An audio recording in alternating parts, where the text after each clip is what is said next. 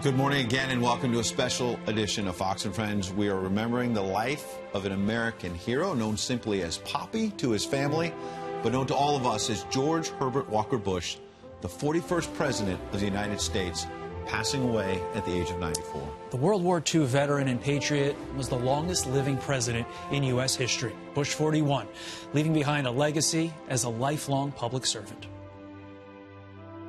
I watched my father at an early age, not realizing what he was up to, doing a lot of charitable works.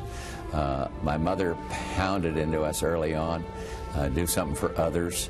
It's always been a part of my life, but I really believe it. I really believe there can be no definition of a successful life that does not include service to others. And this lifetime public servant died last night, nearly 8 months after the death of his beloved wife, Barbara. And we have the distinct honor and privilege of bringing in Brit Hume, longtime host, of course, of Special Report, now a Fox News senior contributor. And Brit, I grew up wanting to be Brit Hume covering the White House for ABC News. You had a front row seat on history. Talk about this man that you saw up close. Well, my experience of him goes back at least to 1980 when I covered his presidential campaign in the primaries in 1980, which, of course, he lost to Ronald Reagan in the end, and then was chosen to be his vice president, where he served, as you all know, for 8 years. And then when he went into the White House, I covered his presidency. So I've known him. I knew him a long time, and you know, the word that comes to mind when I think of him is character. This was an extraordinarily gracious man who was, you know, humble in victory and similarly humble in defeat. And he's a man of a different era. But for all that, and for all of his personal kindness and the fact that he was so extraordinarily nice, as so many people have said, he had steel in him. And I particularly remember, Ed, when Saddam Hussein invaded Kuwait, which led eventually to the first Gulf War.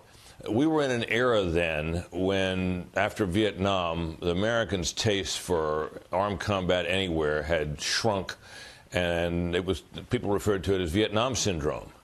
And the president rallied a coalition of nations to fight together to drive Saddam Hussein out of Kuwait.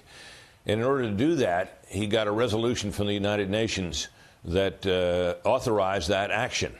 And there had been a series of United Nations resolutions which Saddam had ignored, but here was another one that authorized this coalition to go and remove his army from Kuwait.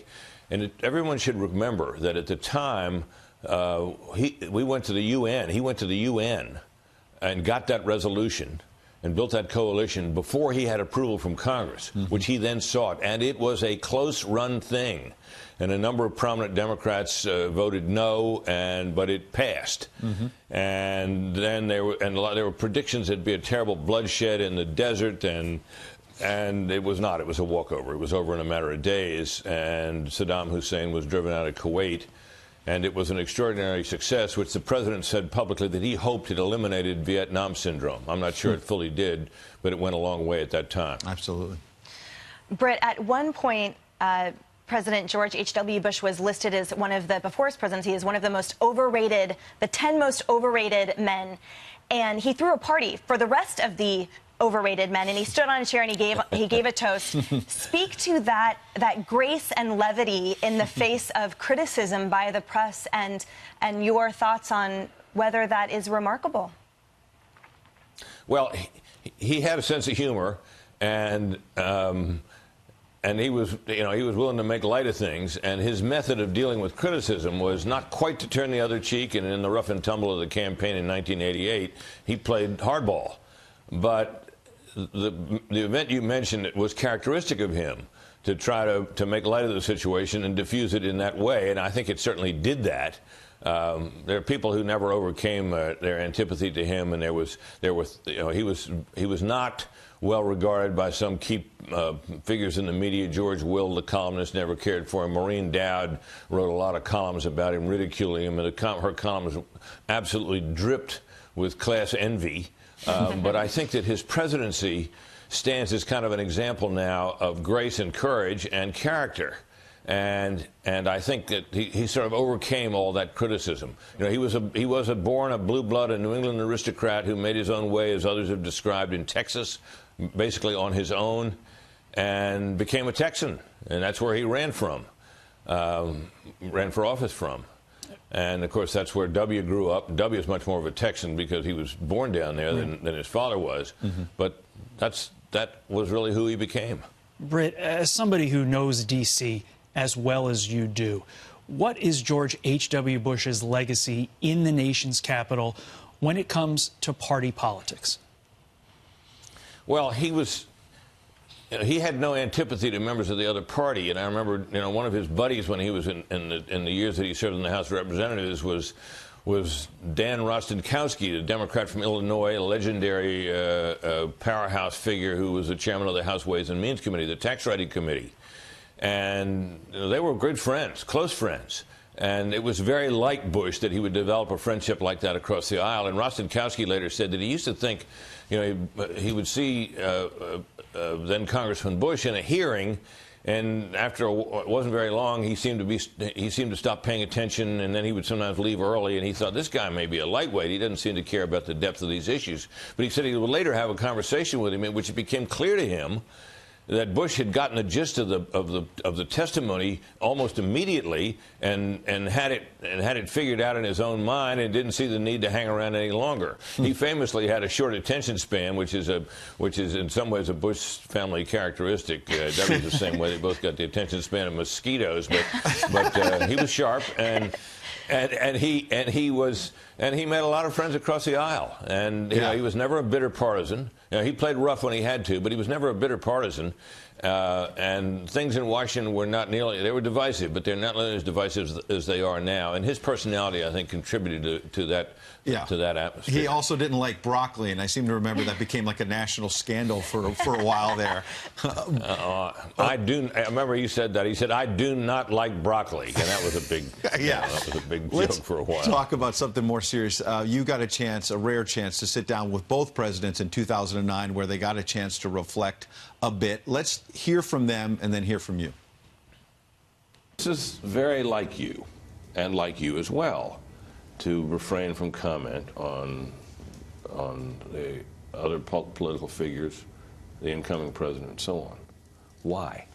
To me, that has been the biggest disappointment in the political process up here. There's been this kind of bitterness by a few people to the point where they don't want to have a logical discussion or a civil discussion about policy. They just want to tear you down. And do you think that's gotten worse since your days in the White House? I don't know that it's gotten worse, but it's offensive, very offensive. And I agree with the president that when you have somebody you have your own trust in, and that person, for his own gain, thinks it for his own gain, goes out and gives here's the inside story, here's what they're saying, but here's what's really happening. They're playing the leak game. It's just horrible, and every administration has that. But I think President George Bush here has been lucky. There hadn't been that many of them. It's moving to see 41 refer to his son as the president here. This is a rare opportunity in history to see that. But reflect on what they were saying and the substance of it. Well, I think that expresses exactly how both those men felt about the atmosphere in Washington, the poisonous atmosphere that has only worsened over time, and neither one of them had any taste for it. And I think that is a fair reflection of both their attitudes. There was about those men, they were both of them gentlemen. And, the idea of being a gentleman, the ideal of being a gentleman has been somewhat lost. I mean, whatever you might say about Donald Trump, the first word that comes to mind when you think of him is not gentleman. And the fact that both those presidents were quiet about their successors. No doubt they had misgivings, to say the least, and criticisms to make maybe privately about how their successors conducted themselves in office, but neither of them spoke up about it. Well, you got Barack Obama now out on the campaign trail, so that's changed.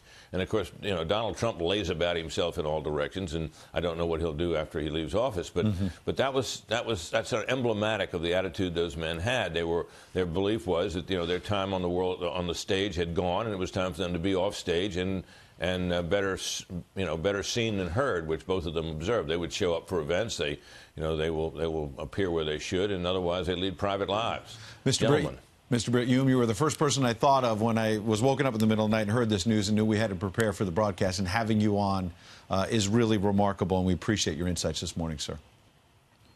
Thank you for having me. Thank you, sir. All right.